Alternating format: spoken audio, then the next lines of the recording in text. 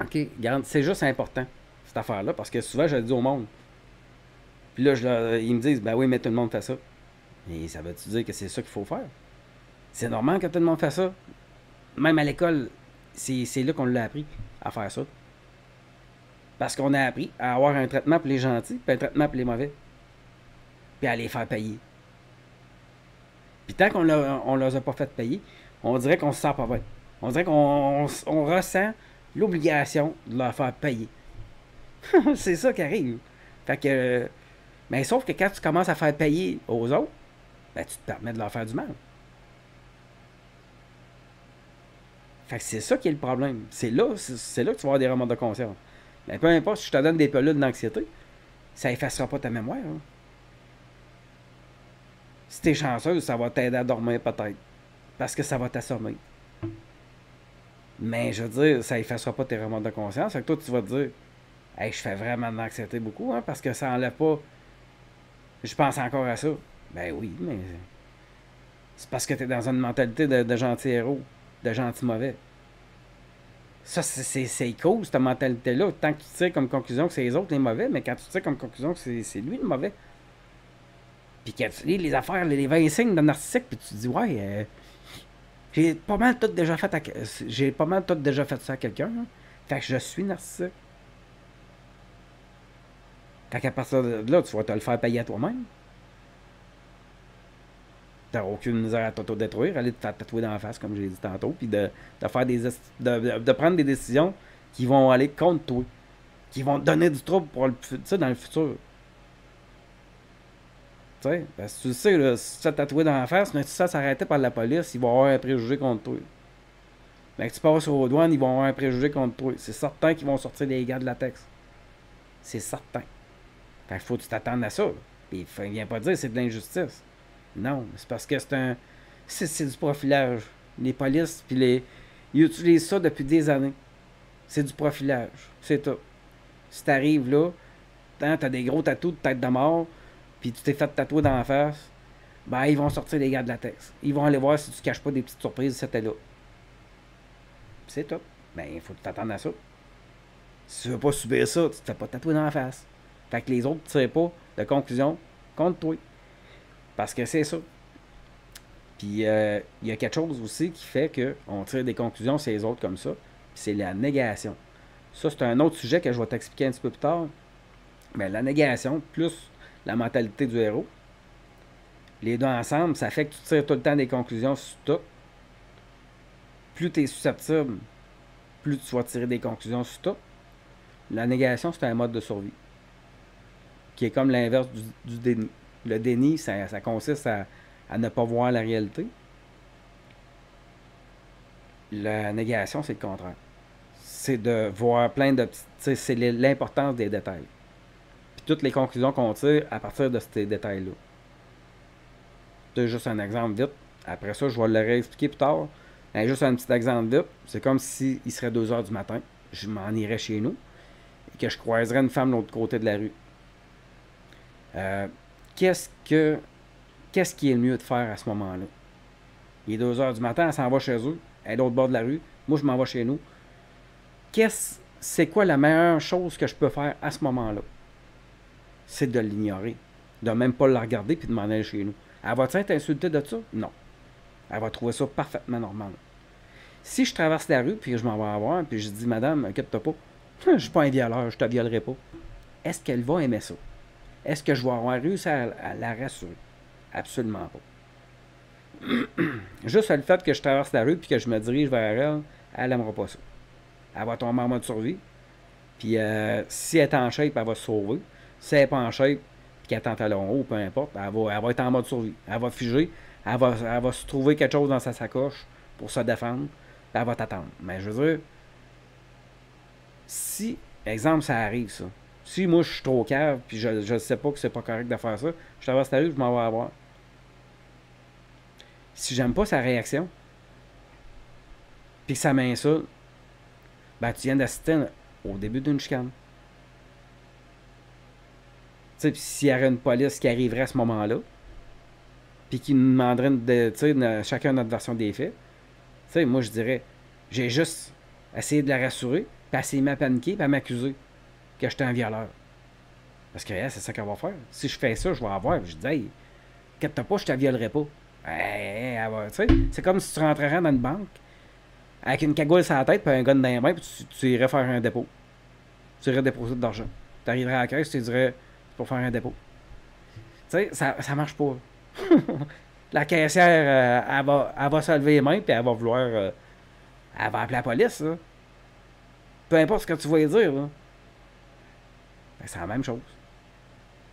Mais là, si je me fais interroger par la police, puis je dis, regarde, c'est-tu interdit d'avoir une cagoule? Il fait frais dehors. Non, puis mon gun, c'était juste un gun en plastique, là. Regarde, quand tu tires ta gâchette, ça fait bang. Il y a un petit drapeau qui sort au bout. Je savais pas, moi. Tu vois-tu? Ben, c'est ça la négation. C'est toutes les conclusions qu'on tire à partir des détails. OK? Fait que je veux dire, cette mentalité-là, plus la mentalité, ben, tu sais, de la négation, plus la mentalité du héros, ça fait que tu arrives quelque part, tu tires des conclusions sur tout, sur les autres, puis à partir de là, ben, tu fais des cannes gentils de mauvais, tu crées une rivalité avec ces personnes-là, tu te chicanes avec eux autres, puis à un moment donné, c'est les autres qui tirent comme conclusion que lui, il est mauvais. Les autres réussissent à te faire douter de toi-même, parce que les autres, ils vont te le faire payer aussi, mais qui tirent comme conclusion que t'es méchant, ils vont te faire subir les conséquences, ils vont te rejeter, ils vont te mettre de côté, ils vont te traiter de non. C'est ça qu'on fait à nos ennemis.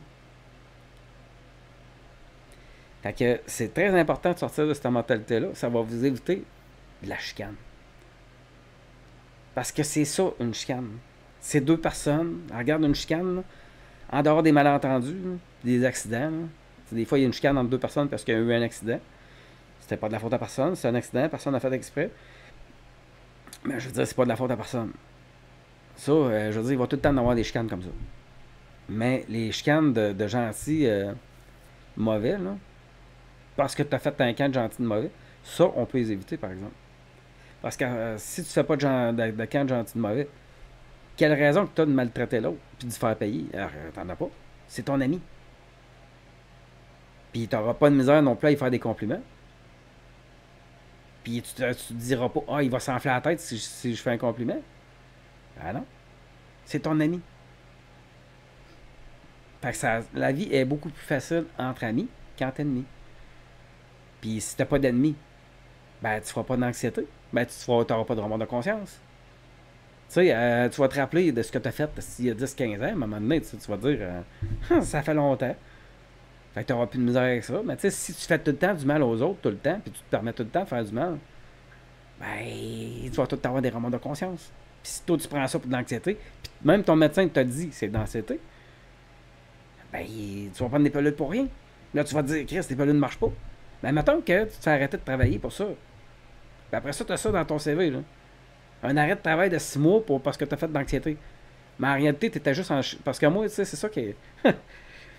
C'est ça, je trouve drôle, tu sais, parce que des fois, je jase avec des filles, surtout des filles, je sais pas pourquoi, des fois, vous êtes en chicane, mais avec tout le monde, tu sais, puis vous pensez que tout le monde est narcissique. Fait que, tu sais, des fois, je jase avec la fille, tu sais, puis on finit par s'appeler, parce que je commence tout par écrit, mais des fois, ça tombe sur le téléphone. Fait qu'on s'appelle, puis on jase, on va plus vite. Puis, ils me disent, tu sais, ouais, mais c'est parce qu'où ce que je travaille, il y a 6 personnes toxiques. Je suis tabarouette, t'as pogné le jackpot, tout. Tu sais, il y a 6 pervers narcissiques où ce qu'elle travaille. Non, moi, c'est parce que quand elle me dit ça, là, ce qu'elle me dit, là, c'est qu'il y a 6 personnes qui m'aiment pas où ce que je travaille. Puis qui me le font payer. Pourquoi qu'ils m'aiment pas? Ah, parce qu'il est arrivé de telle affaire, puis moi, j'ai fait. Parce que la personne avait fait telle affaire, elle avait fait quelque chose, ben moi, j'y ai fait ça.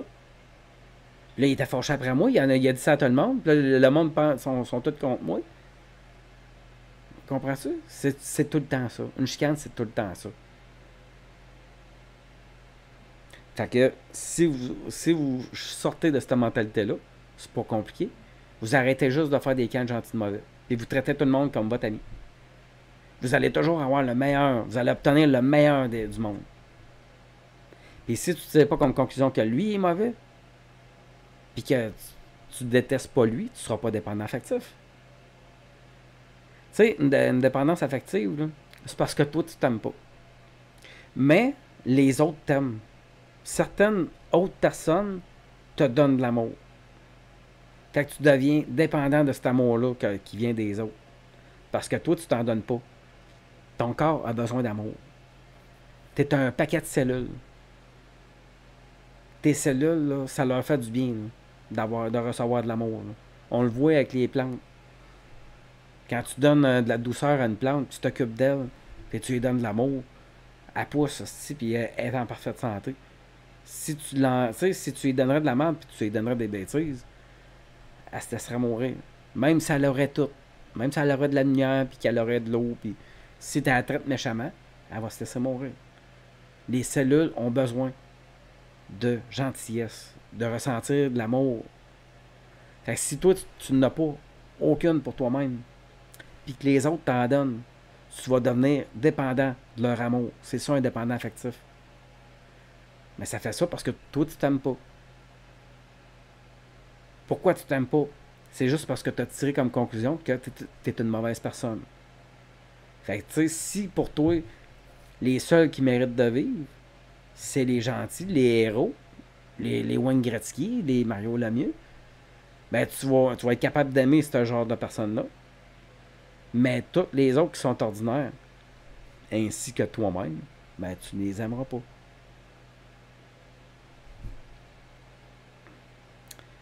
Fait juste ça. OK? Fait que je pense que pour ce sujet-là, ça va être.